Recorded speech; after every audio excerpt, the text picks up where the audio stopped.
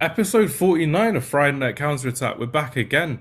Um, yeah, nearly at 50 episodes. This is crazy. So this is part one of the podcast that we'll be doing today. So I thought I'd record earlier in the day with Ollie, who's been on the podcast a few times before. But this time is probably going to be one of your favorite times, I'd say, Ollie, after getting a new manager for Tottenham Hotspur. How you been and how you finding this new appointment of Antonio Conte? Loving the Yeah, background, by the way. yeah, man. Got to change the background to the man himself. Buzzing, man. As every Spurs fan, just so happy to finally have Spurs like looking towards the future rather than kind of declining for the last 3 years. It's just been decline, and then finally there's something to cheer about, man. Finally, something to cheer about. Yeah, there's a lot we're Um, going to be talking about Antonio Conte today, and it's going to be fun to see how he actually sets up Tottenham Hotspur as well. But for me, as yeah, a Man man. United fan, I was someone I was like, it doesn't matter if he doesn't play the Man United way. He would have played a proper style of football that we could have actually built on for the next couple of years and actually developed into a proper winning titles type squad. That's how I see it. But for Tottenham, how do you kind of see it? Do you reckon he can get you a Conference League or get you an FA Cup in this first season that is in? Look, man. The rubbish we've been watching for the last 2 3 years is just like I'll take like any change from anyone that knows what they're doing. And Nuno came in and just nothing changed. It was just the same as Mourinho, if not worse. And like I'm just open to a change. Like we've been seeing the same thing for a while now. So like to have three at the back, three centre backs, just anything more attacking width, it would just be great, man. I'm just absolutely buzzing to have some change at the club after so long. No, in a way, I'm happy for you because again, you're going to be competing again. And it was only a couple of years ago you were in the Champions League final as well, so you actually did something that Man United hasn't seen for the last 10 years. 2011 last time I've seen my Yeah, team man. in the Champions League final. So nicely done there with Antonio Conte. And this is what I really wanted to begin the podcast really about because as I'm looking at it now, um, I've got my second screen up that I'm going to share with you, and the listeners will probably just hear us talking about tactics, but we'll pop this on YouTube for the time being. But this is how I kind of feel like Antonio Conte could set up with this Tottenham side. It's my first impressions if everyone's kind of fit and ready to go. Okay. Um, so let's start from the back. Hugo Lloris isn't really going to change anytime soon, so that's how I see it. Then we've got Romero, Dyer, and Ben Davies as the third centre back. He's played as a centre back previously under Jose Mourinho and previous management, but I feel like this could be a re-emergence of Ben Davies. And to be fair, he's not someone that I have high hopes for to be a much better player than he is now. But Antonio Conte has that in him to improve players who are kind of stagnated in their careers or not really going anywhere. The likes of Victor Moses, Marcos Alonso, reinventing Azpilicueta as a third centre back, who now does the job really well for Antonio Conte. And you've got the freedom of Regulon on the wing backs and Emerson on the wing backs as well. Matt Doherty is obviously someone who played really well as a right wing back for Nuno Espirito Santo, but I think Emerson will be the first choice here. Now, this is where it can be a bit more fluid and a bit more flexible, but this is someone I want to talk about because I've kind of seen him over the years, and I feel like he's someone that I believe could do a lot better than he actually has, and that's Deli Ali. So Deli Ali, It's as we funny this guy still gets talked about, man. For me, I think he should have done what Jesse Lingard did and gone for a loan this season, gone somewhere else and get his form going up, somewhere along the lines of like a Southampton or somewhere where he can actually play some good football and change his Ah, position in a way, but actually get a bit of totally freedom agree, as man. well. It would have been good for him, but will he be someone that Antonio Conte will start? I think perhaps. I think if you should look at how he played Nicolo Barella last season as well for Inter Milan, Mm, and he really did really well for Inter Milan and for Italy in the Euros yeah, as well as crazy play. that third midfielder keeping Christian Eriksen, former Spurs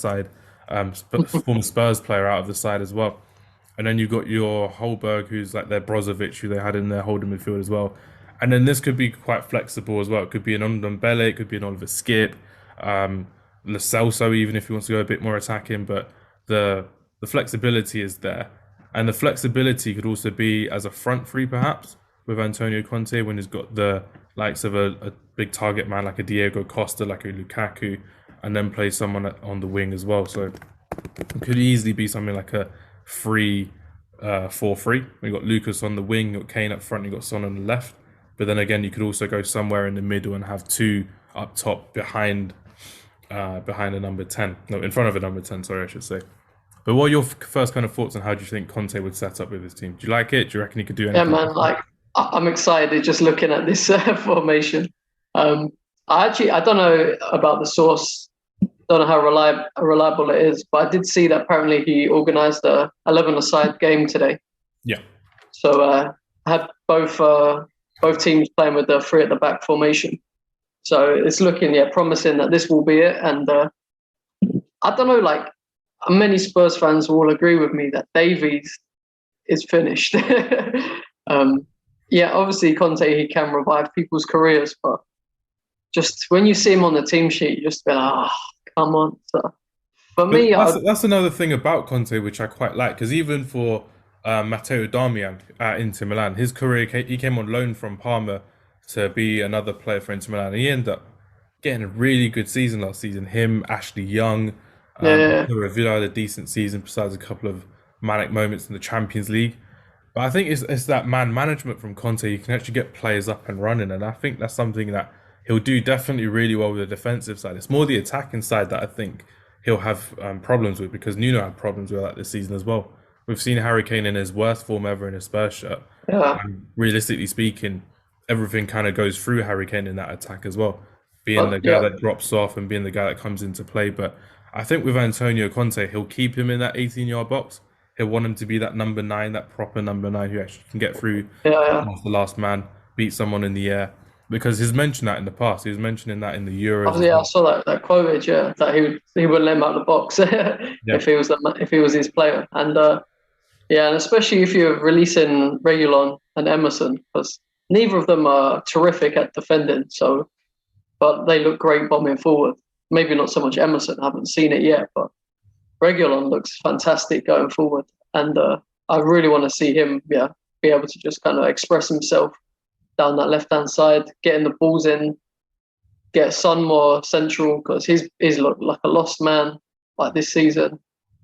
Keep Kane from drifting. Like I think he can do it when he wants, but when he's just drifting the whole game, it's just terrible, like what we've been watching the last few months. Yeah, I want to see Lucas involved as well. Still, he's been quality. So it'd be good to see what happens, man. Now, before we move on to maybe anything, Tanguy as well. I mean, Tangana. Maybe he might get a chance being on the back. Tanganga. Tanganga. Tanguy. Do you reckon you could have him as a third centre back here, or do you reckon it could be somewhere where he's like a right wing back? I think he'd be decent as a third centre back. People said he's a bit too small to do, not that was his like academy position, like a right centre back. Yeah. I'd rather him than Davies, and but he's a bit of a liability being so young. Yeah, you kind of need that. They need a bit of youth and exuberance in this team, freshen it up a bit, show a bit of blood and passion. Maybe even Sanchez might be able to get involved more if he's got maybe some other players to guide him and help him. But we definitely still need to get a new centre back in. But obviously, you've got to wait a while. I reckon Antonio Conte will look back to Serie A to see if he can get any of his Inter Milan players into this. Stefan De Vrij would be a great signing. Skriniar would be an amazing signing if they got him in. But realistically speaking, I think this looks quite fascinating to see how the Spurs side could end up doing. And someone from the outside looking in, it's a decent looking setup, and it's somewhere where I believe that Spurs can actually push forward this season as well, because they can only push forward from what they've had previously. And it's no fault of Nuno Espirito Santo. I want to get that on air for my personal feelings, because I think that Nuno was like a third, fourth choice manager that Daniel Levy had to get because he had no manager. And that's what it looks like from what we've seen before about how he wanted Ten Hag, he wanted Conte originally. There's one or two other managers he was looking at, but realistically speaking, it was just someone who he said at the end of last season, "Oh, I'm ready for a little break. I'm ready to have to come back fresh for another job." But he came into that Spurs job because he was offered it, and no one was going to take down the Spurs job when you got Harry Kane, Son, Lucas Moura in that team as well. And it's just the fact that it just didn't work out for him. So for me, I'm quite sad to see Nuno Espirito Santo not do well at Spurs. But I'm gutted about it, to be fair. He's one of the nice guys in management, but it seems like one of those things that you wanted to see him do a bit better. But That's how it is. Let's just talk about how you would set up this team, Ollie. Do you reckon it could be anything different than what we've had a look at, or do you reckon you'd bring in another couple of players? You mentioned Sanchez, Ali maybe coming in, Skip maybe coming in. Do you reckon anything Yeah, different would happen there? I'll be good to see. Yeah, it'll be good to see Delhi be given a chance again because like every manager has come in has given him that chance, Mm. and he hasn't been able to take it. So it's literally like last chance for him. But I actually heard today, obviously, in my excitement, I've just been watching like Spurs TV all day. So I've heard some things about Heiberg, maybe one that's getting shipped out, Oh, just really? because people are saying that maybe he doesn't fit the mold. I really hope not, because he's one of our best players in the current formation. But if he comes and brings in someone like Kessie, then I'm not complaining. Also, you do worry about Skip because obviously he's trying to win. He's not trying to develop, is he? No. The guy doesn't care about Skip's development. If Skip's up to the job, he's in the team. But if not, then it could be a bit of a shame to see what happens to the younger players. But no, I like that, man. I wouldn't mind another striker. I did hear we're linked with a fella from Serie A. I'll butcher his name. So. Which one was it? From Florentina? Yeah, yeah. Vlahovic.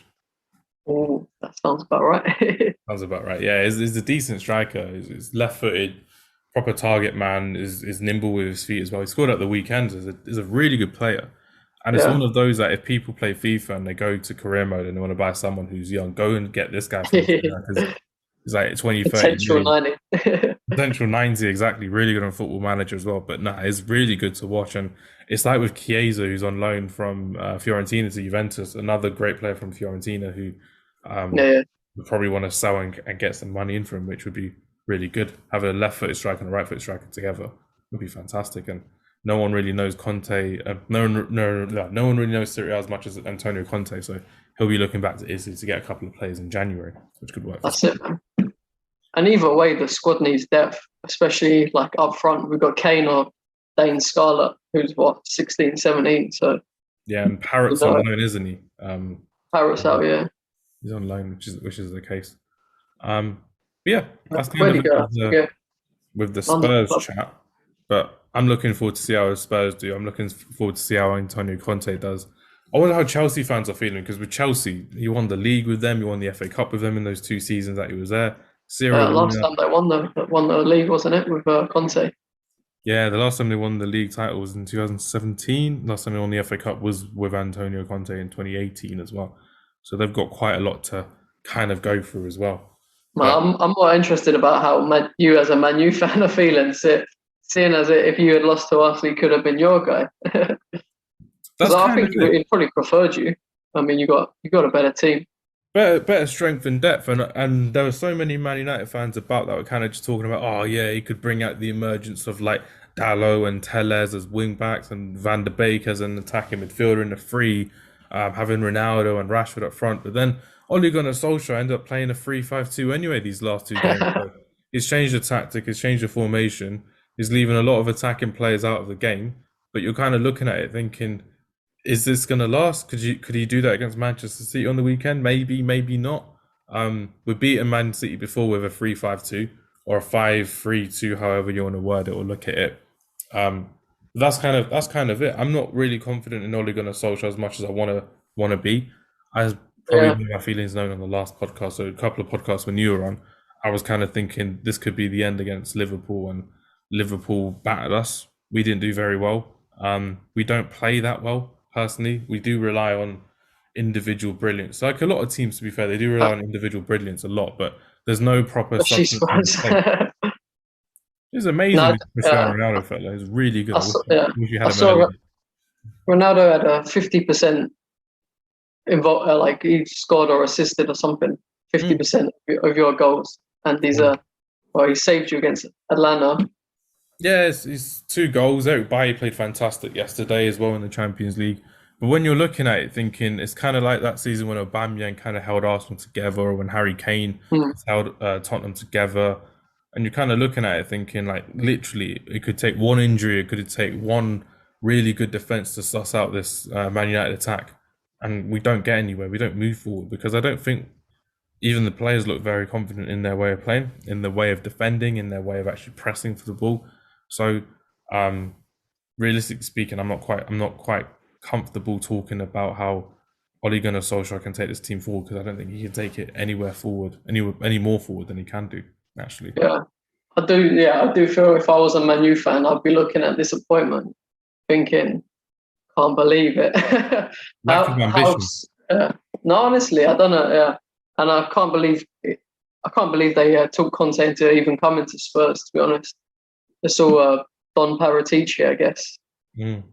But yeah, even Arsenal fans, man, I wonder how they're feeling. I know personally a couple are sweating a bit, but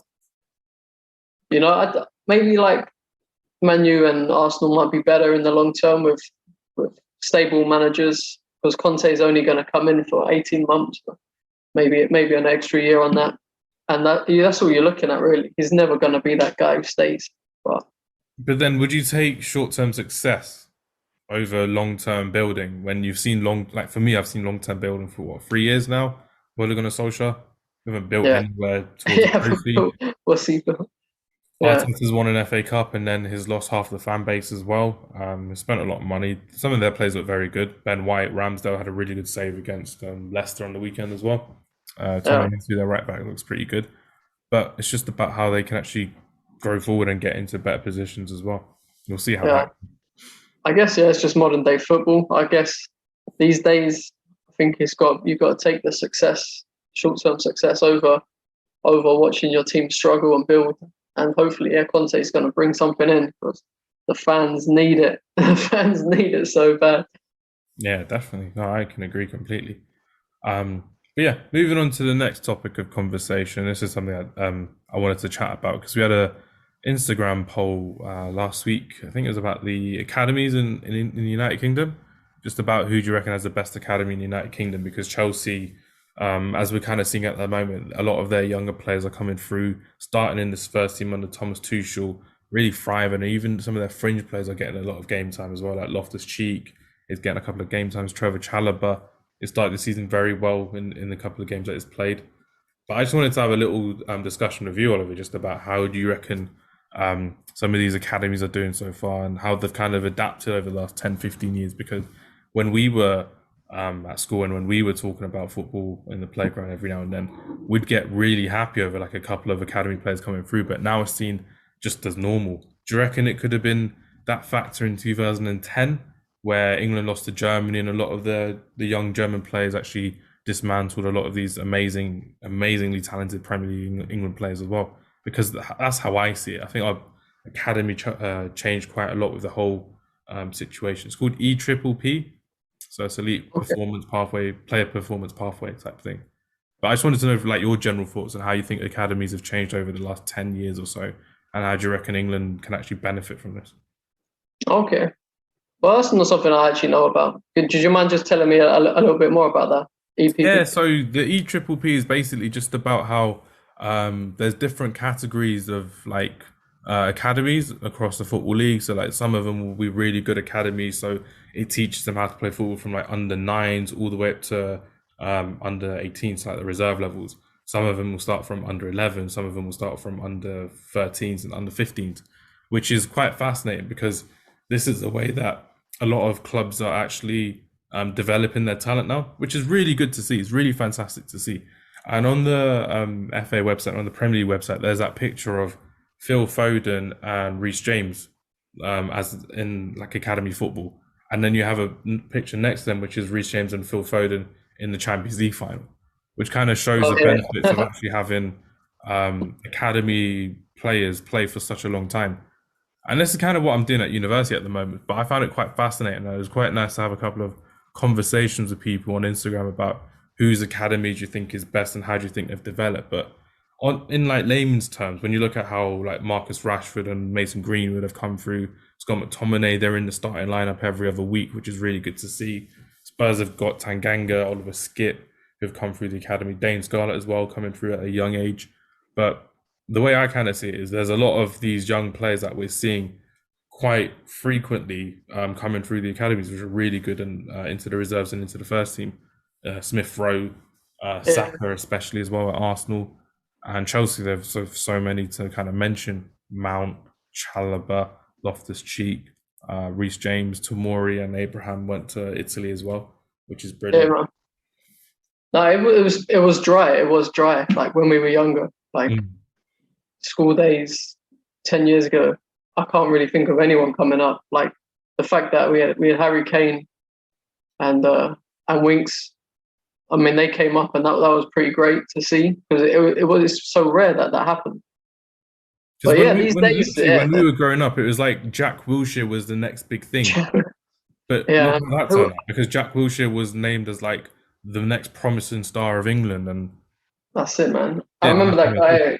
guy came through for Man U as well. Was it Makeda, the Italian? He scored like on his debut.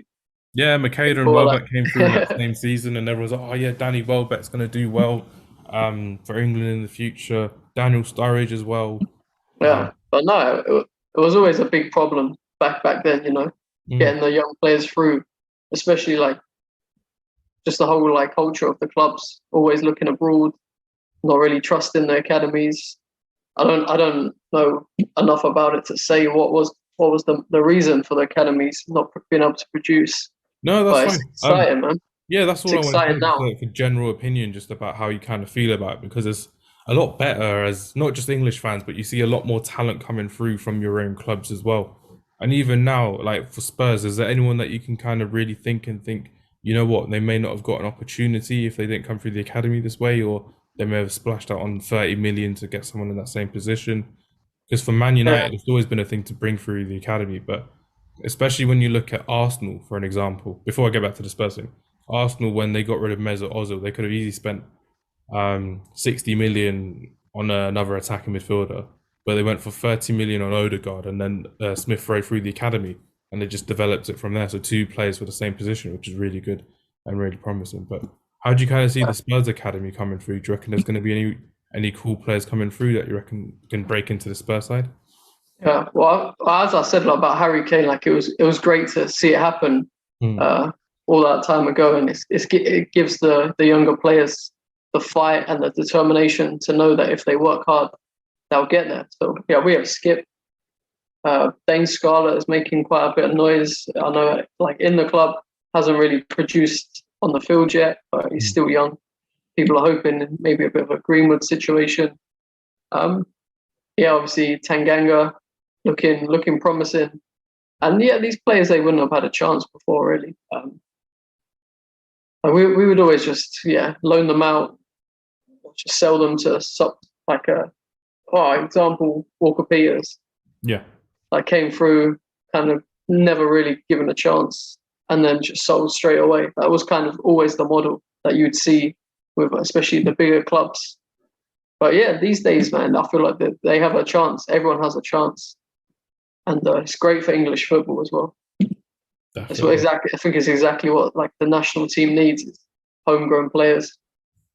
Because And that's literally, again, we're going back to the summer, but for the first time in a long time, Gareth Southgate had literally selection problems coming left, right, and centre, because whatever team he picked, he'd always upset certain people in saying, "Oh, you didn't pick this person, or this person," which was great.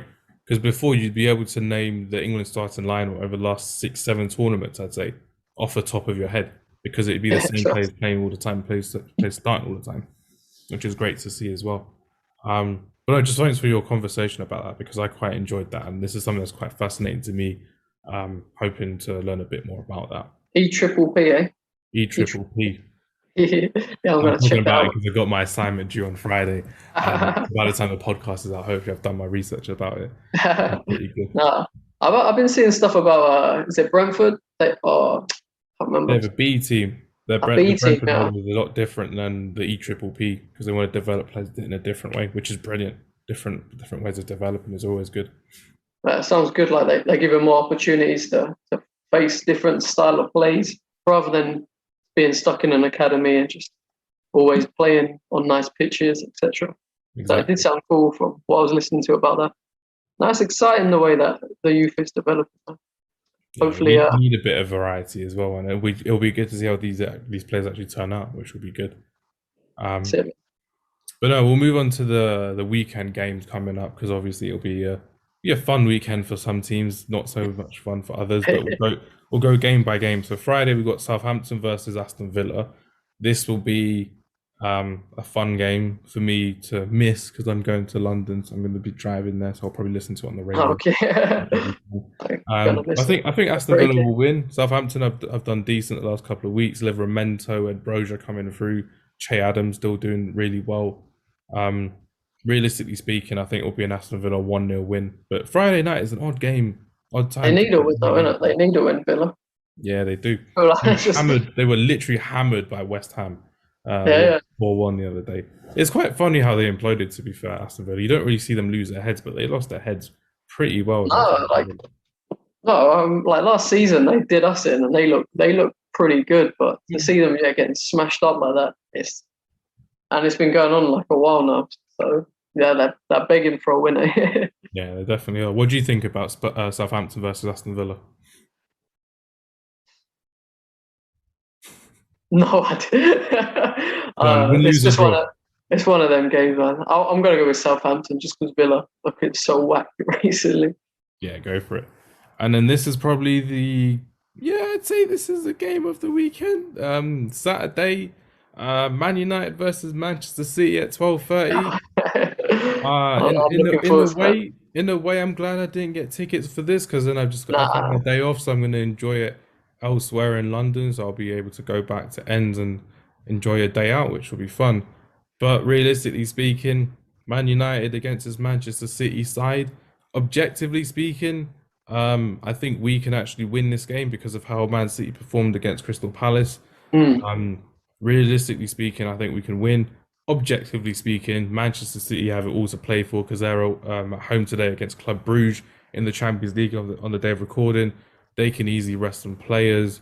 It's going to be fun to see how Jack Grealish does against Aaron Wan-Bissaka, if Ole Gunnar Solskjaer sticks with a back five, and realistically speaking, if Harry Maguire can actually deal with that false nine that Manchester City may play against yeah. Manchester United. How do you see this game going, Ollie?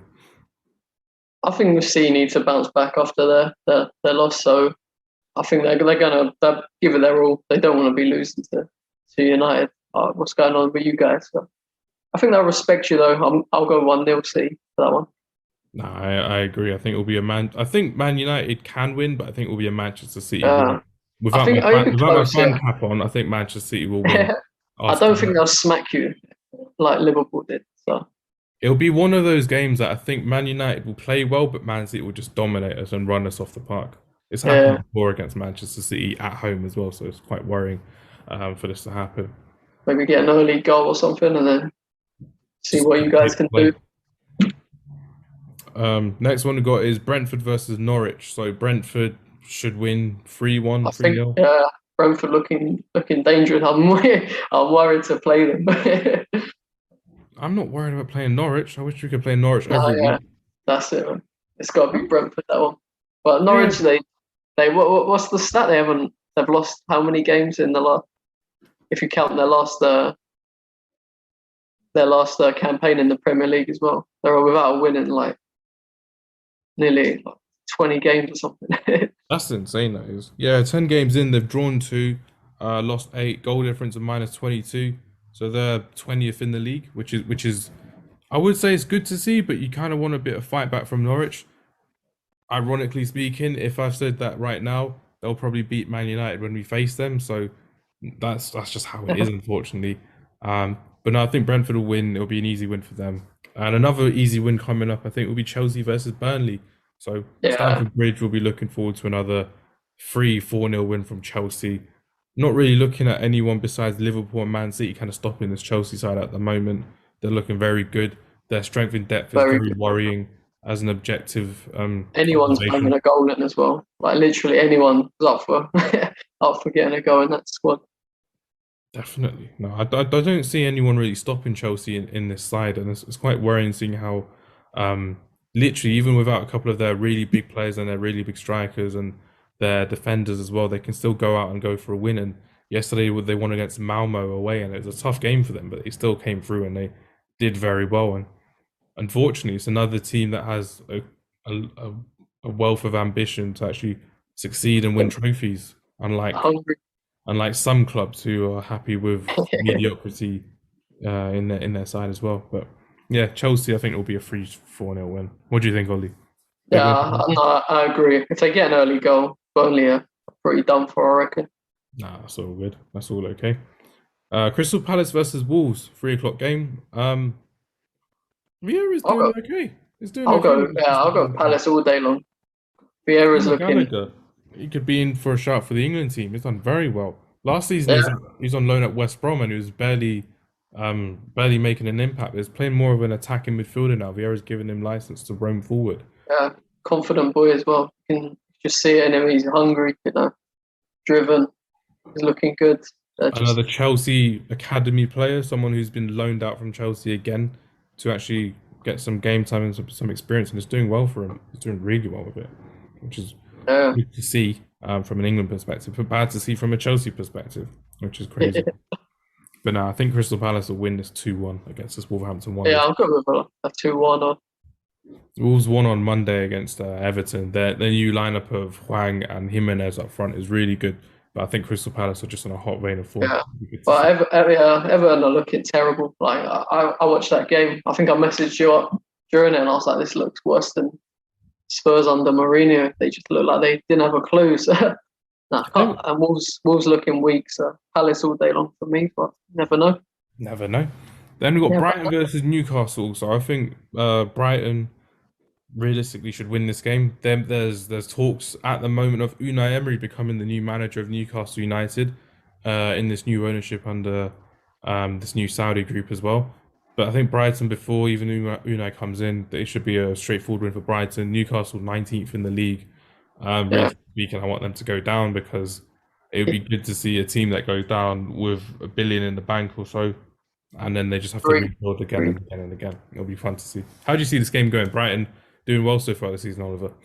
Yeah, well, I actually watched Brighton Liverpool, and Brighton. I thought they were written off when that third went in.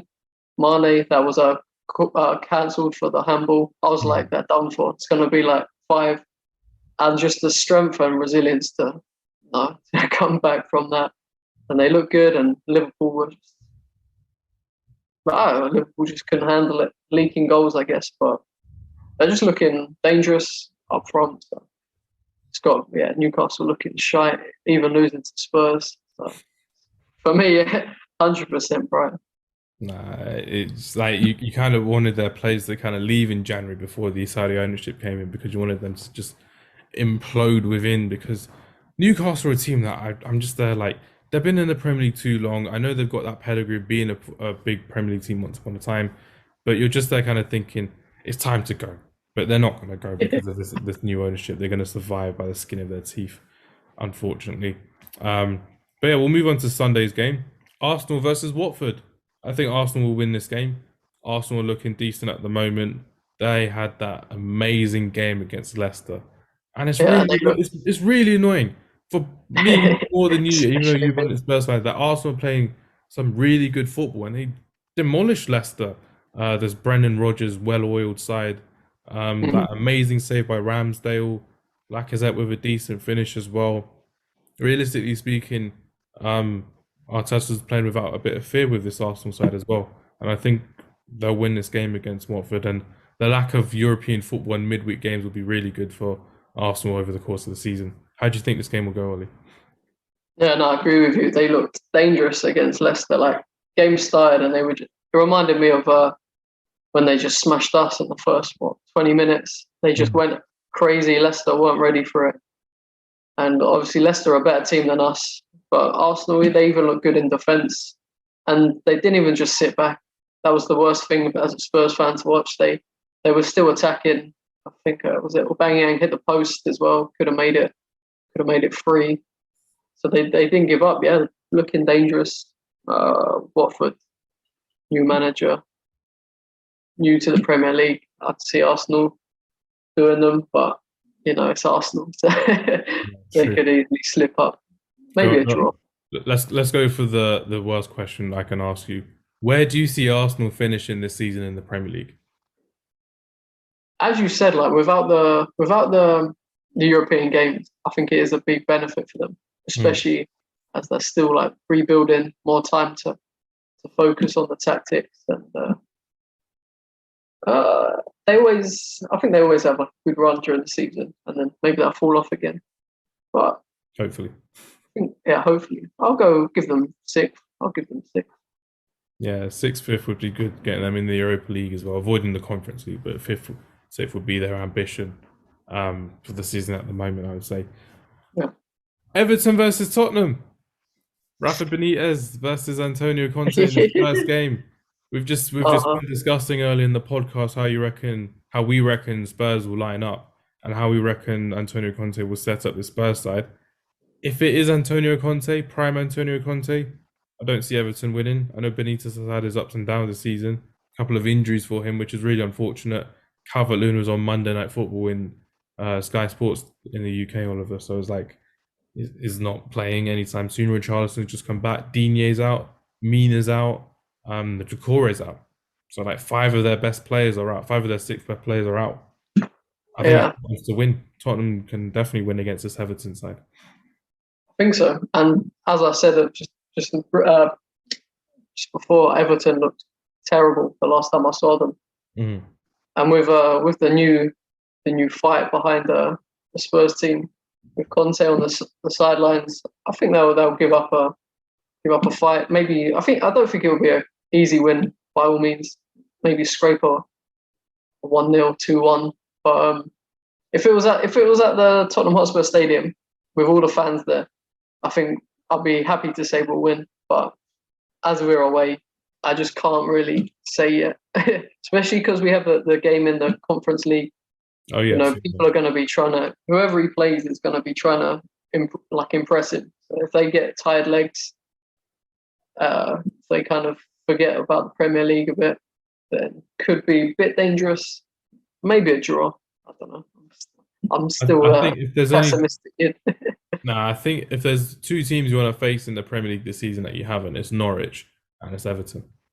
Yeah, Personally, if you're a Spurs and you wanted a new manager to come in and I stamp think his authority down, it's got to be either Everton or Norwich. But I think you'll win this game, a 1-0 or 2-0 win, 2-1 win maybe.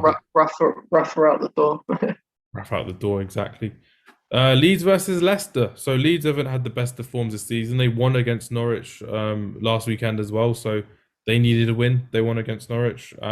Leicester losing to Arsenal. Leicester have the Europa League this week as well. Again, we're recording before the Europa League game, but I think Leicester will win this game. I think Leicester will come back into a bit of form over the next couple of weeks as well. And it'll be good to see how Leicester actually turn up against this Leeds side. Brendan Rodgers versus Marcelo Bielsa. Probably the tactical battle of that Sunday, I would say, which would be good to see because West Ham versus Liverpool is probably the best game of the weekend, I would say, but that's the next one. But how do you see Leeds versus Leicester going for yourself, Ollie? No, I'm agreeing with you with that because I think Leicester, I think they had maybe a bit of a wake up call getting dicked on by Arsenal, so they'll be wanting to pick it back up. Yeah, Leeds might be the best season, but yeah, I think it'll be maybe a close game, but I'll give it to Leicester. I think with as you said, well-oiled the team, I think they'll do them. Maybe close, but yeah. Would you have taken Brendan Rodgers at Spurs? I would have, but I wouldn't have been. I'd have been more excited than Nuno, but I wouldn't have been excited because we saw Rodgers at Liverpool. I think he did a great job at Liverpool, Yeah. but we really need to win something. And I know he's won the FA Cup, but I just don't see him really bringing the excitement back to the lane. I think he'd just be like maybe. Yeah, I think he'd be a good manager, maybe like Pochettino. Yeah, I would say so. Attacking football, exciting football, but not really getting that silverware in. Yeah, but definitely, man, like it's gotta be constant. Gotta be this man here. Where is he? I'm stuck with this guy there, that guy as my manager. Right. But yeah, no, final game of the weekend, West Ham United versus Liverpool. So West Ham, I've been saying for the last month or so, they look like the best team in the league at the moment. They're Honest. so fun to watch. It's really odd saying that for West Ham United with David Moyes as manager, but obviously there are better teams like Chelsea, Liverpool. But for me, the best team to watch. Like I remember coming home from work on Sunday, and I was like to my wife, I was like, "Put the West Ham game on. It's gonna be fun." She's like, "You don't support West Ham or Aston Villa?" No, but it's gonna be fun. Um, Put the game on, and it was what 4-1 red card for someone for Aston Villa. I forgot who it was. Courtney House maybe. Conte was Conte. Um, and West Ham just thought they could score for fun. They didn't get out of third, fourth gear, and it's great to see how David Moyes has actually settled in this West Ham side in the Premier League. Ben Johnson, I mentioned the other week when we were talking about academies, I thought he's a really good Yeah, academy prospect, and I think he's going to be a star for West Ham. I think with Kufal out for the time being, Ben Johnson has taken his opportunity the best way possible. They're in the quarterfinals of the Carabao Cup as well, so that'll be a good it's us. Yeah. that would be a good test for you against Antonio Conte versus David Moyes. But how do you see West Ham playing against this Liverpool side, Oli, for the final game of the weekend coming up? I think that is going to be a great game, actually. Obviously, I don't know. I don't know if I hate West Ham, but as a Spurs fan, I really want to see them lose a bit of a momentum because they are dripping in confidence. Honestly, they are so confident right now, and they could go and get the result. It's at the West Ham ground, right? Yeah, at the Olympic Stadium. London Stadium. So yeah, man, they'll be up for it. Got all the fans there. Liverpool, they leak goals. I've just kind of been seeing that against Brighton and hearing people say it that they're not looking good stats wise and all that. But West Ham obviously scoring 4. I think it's just going to be a great game. But come on, Liverpool. Liverpool will win. It's just the excitement of David Moyes' West Ham side that I think I'm quite happy to watch and understand. But Mohamed Salah is the best player in the league at the moment. There's still conversation about him being a Ballon d'Or contender because of that second half of the year performance that he's doing, which is really good. Obliterated Man United, got an assist against Brighton last week as well. Tonight is playing against Atletico Madrid at home. So Yeah. obviously, time of recording, we don't know the result of that. So we could just be like, oh yeah, Mo Salah's amazing, but he got to stink or he gets injured tonight, so we don't know what's going to happen. But I think Liverpool will win this game against West Ham. They have a good head-to-head against West Ham United as well over the last couple of games. But it'll be fun to see this David Moyes side against this Jurgen Klopp side as well. Fun, entertaining, goals all around. 4-2 Liverpool, I predict. That's what I'm going for. Yeah, I hope so. Need to see West Ham drop a bit of momentum. That's Yeah, they'll lose a bit of momentum, but I don't think they'll be disheartened by losing to Liverpool. No one really would be disheartened to be losing to Liverpool, but I think they'll still come back onto it, which will be good. yeah. It'll be good to see how that goes. But yeah, Ollie, final question for the week. If there's one player to watch out for on the weekend in the Premier League from all the games we've discussed, who would you want to look out for, or who should the viewers be looking out for? That's a good question. Who are the viewers going to look out for? I think Harry Kane. Obviously, as a Spurs fan, I think he's going to be back. He's going to be scoring again. I'm wanting to see a brace. I think we're going to. All the news is going to be talking about Conte and Kane. I thought it would have been back against Man United, but clearly that wasn't the case, and that change of formation just worked well for Man United. But yeah, it will be good to see how Harry Kane does against Everton. For me, I think it'll be good to see how I don't know who's going to start for Man City, but I think it'll be good to see how Cancelo does in this defense against Manchester United, because if they do go for a back 5, then we've only got 3 attackers coming up as well.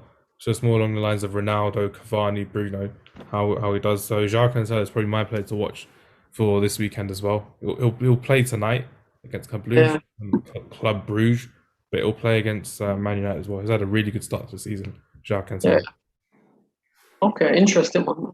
Interesting indeed. But no, thanks for the conversation, Ollie. Thanks everyone for listening. We've changed our provider to Anchor, so we're going to be on Anchor's podcast stream from now on, which will be pretty good to see. Take care. Hopefully, I've got my assignment done and dusted by the time I listen to this on Friday. Yeah, good luck with that, man. It needs to be done. Needs to be done. But no, take care and goodbye.